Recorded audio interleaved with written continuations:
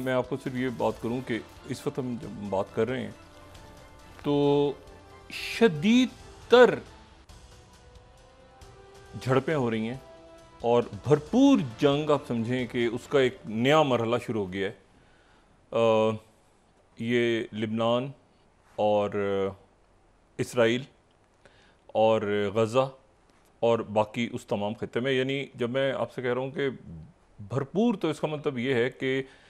पिछले कई हफ्तों और कई महीनों से कहीं ज़्यादा इस वक्त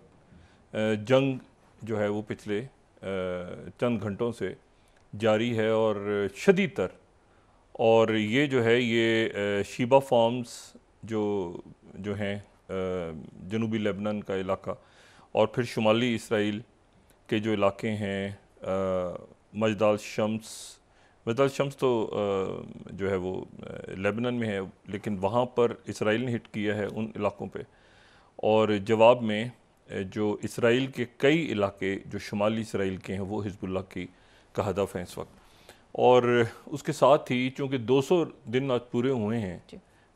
7 अक्टूबर को, तो हमास का जो कुद्स ब्रिगेड है उनकी तरफ से ऐलान किया गया है कि तमाम तर फ्रंट्स, जितने भी जंगी फ्रंट्स हैं, वो खोल दिए जाएं इसराइल के ऊपर। अच्छा, अब ये जो है ये मामला एकदम बहुत शिद्दत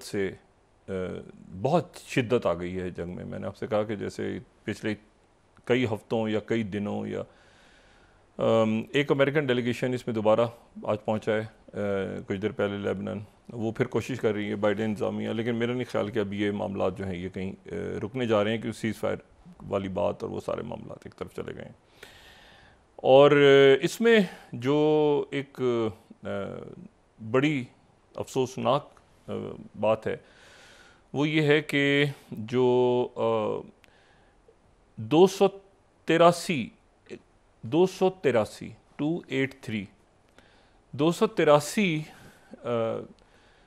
बच्चों, औरतों, मर्दों की, हर उम्र की, और वो लाशें जो हैं वो हस्पताल, जो नसीर हस्पताल है और जो शिफा हस्पताल है गज़ा में, वहाँ पर इमदादी टीमों को लाशें जो हैं वो बेगोरो कफन लाशें मिल रही हैं। और इसके ऊपर जो है वो ये बहुत ही अफसोसनाक बात है। और इस पे अक़वाम मुत्तहिदा के जो ये यूरो न्यूज़ ने एग्जैक्ट फिगर कोट की है, तो मैं ये 5th स्लाइड अगर हम दिखा सकें तो Euronews search for love ones after 283 bodies found in Khan Younis mass grave. एक जो कब्र है उसमें से 283 लाशें जो हैं वो मिली हैं इज्तिमाई कब्र में से। और ये जो है उसके बाद जो है अब यूँ समझें कि ये एक तरह से ये ख़राब हो गया, बहुत ख़राब है मामला इस वक्त। जो इसराइल ने ये बात की है कि जी हम एक रफ़ा पे एक बड़ी कार्रवाई करने का हम सोच रहे हैं, यानी मामला आप समझेंगे बिल्कुल इस वक्त ख़राबी की तरफ है। और हम रफ़ा पे ऑपरेशन करने जा रहे हैं। और ये रफ़ा का वो इलाका है जो, और हमने वहाँ से उनके सोर्सेज कह रहे हैं कि हमने इसमें मुख्तलिफ अरब ममालिक से कहा है कि अगर आपने यहाँ से लोग सिविलियंस आपने आप चाहें तो उनको दूसरे इलाकों में आप ले जाएं, चाहें तो हम ऑपरेशन शुरू करने जा रहे हैं। और अमेरिकन को भी हमने कहा है कि आप जो सिविलियंस हैं उनको चाहें तो हमारी मर्ज़ी से पहले हमारे सामने लाएं और फिर आप यहाँ से लेके जाएं, वरना हम यहाँ पे रफ़ा में, यानी ये वो इलाका जो कि मिस्र के साथ लगता है। अच्छा, और उसके ये 3-4 दौरे जो हैं ये इन्हीं दिनों में ये बड़े अहमियत के हामिल हैं। एक तो ये है कि ईरान के सदर का पाकिस्तान आना, अच्छा सेक्रेटरी ब्लिंकन वहाँ जा रहे हैं। और फिर उसके साथ जो है वो जो तुर्की के सदर हैं रजब तैयब एर्दोगन, वो इराक़ का दौरा मुकम्मल करके वापस पहुँच गए हैं तुर्की। और उन्होंने वहाँ पे गुफ्तगू एक की, उनसे सवाल पूछा गया, उनसे पूछा गया कि क्या हमास की क़यादत जो है वो आपकी तरफ आने का सोच रही है, यानी तुर्की शिफ्ट होने जा रही है कतर से। उससे पहले ही कतर की तरफ से भी ये स्टेटमेंट आ गई है, और ये स्टेटमेंट जो है फिर उन्होंने बयान भी दे दिया तैयब अर्दोगन साहब ने। उन्होंने कतर की तरफ से ये स्टेटमेंट आई कि हमारा यहाँ पे जब तक वो चाहें हमास की क़यादत वो यहाँ पे रहे, हमारा यहाँ पर उनका जो पोलिट ब्यूरो का ऑफिस है उसको बंद करने का कोई इरादा नहीं है, और मुज़ाकरात की जब भी ज़रूरत होगी तो उसमें कतर अपना रोल प्ले करेगा। और जो तैयब अर्दोगन साहब हैं उन्होंने भी ये कहा कि मेरा नहीं ख्याल कि अभी वो हमास की क़यादत ये सोच रही है ख़ुद भी, ये जहन में रहे कि अभी चंद रोज़ पहले ही खालिद मिशाल और इस्माइल हानी और बाकी क़यादत जो है वो मिली थी तैयब अर्दोगन साहब से। तो उन्होंने कहा कि मेरा नहीं ख्याल कि यहाँ पे वो मूव होने का अभी सोच रहे हैं, और जब वो सोचेंगे तो जाहिर है कि फिर देखा उस वक्त बात करेंगे। मेरा नहीं ख्याल कि वो सोच रही है क़यादत इस वक्त। लेकिन वो इराक़ से होके गए हैं, और इराक़ का ये दौरा उनका 2012 के बाद हुआ है, 11 साल के बाद। और इराक़ के दौरे में वो बगदाद भी गए हैं, जहाँ पे वज़ीर आज़म शिया सुडानी से भी उनकी मुलाकात हुई है, अब्दुल रशीद लतीफ़ से भी उनकी जो सदर हैं उनसे मुलाकात हुई है, मंसूर बरज़ानी और उनके जो दूसरे जो इरबिल में मौजूद हैं उनसे भी उनकी मुलाकात हुई है, और वो बगदाद भी गए हैं और इरबिल भी गए हैं। और इरबिल जो है वो कुर्दिस्तान का जो कुर्दिस्तान है, वो कुर्दिस्तान यानी वैसे तो 4 हिस्सों में तकसीम है